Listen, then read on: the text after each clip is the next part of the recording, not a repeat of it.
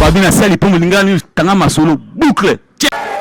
Vraiment ezosenga kaka ba VPM ya boye neti papa yau penza abengisi ba fonctionnaire nyonso awawa pona koyebisa bango bazala calme penza salaire na bango ezomata pe vraiment ezomata amatisi yango penza kaka ndenge ezalaka ayebisi bango ke bamakambo ebele vraiment ekoti penza ndenge bakoregle pe salaire na bango emati penza ba fonctionnaire nyonso ba sepelaki na ide oya VPM ministre na biso penza VPM papa yau vraiment ndenge kaka alobaki boye bolanda na micro oya Lingala News en République démocratique du Congo qui va permettre à ce que c'est ça le souhait du président de la République, avoir une grille barémique générale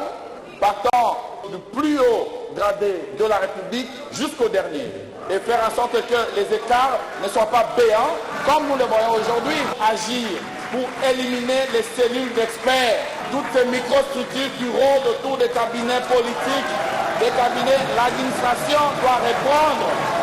toutes les prérogatives de l'administration publique pour aider l'État à marcher comme il se doit. esengeli boyeba ke banda lelo ba fonctionnaire penza mbongo na bango mati nango deja moko VPM papa yau alakisi penza kaka ndenge ezalaka penza na kati ya RDC ezalaka nde boye Babina sali pongo lingani tanga masolo boucle.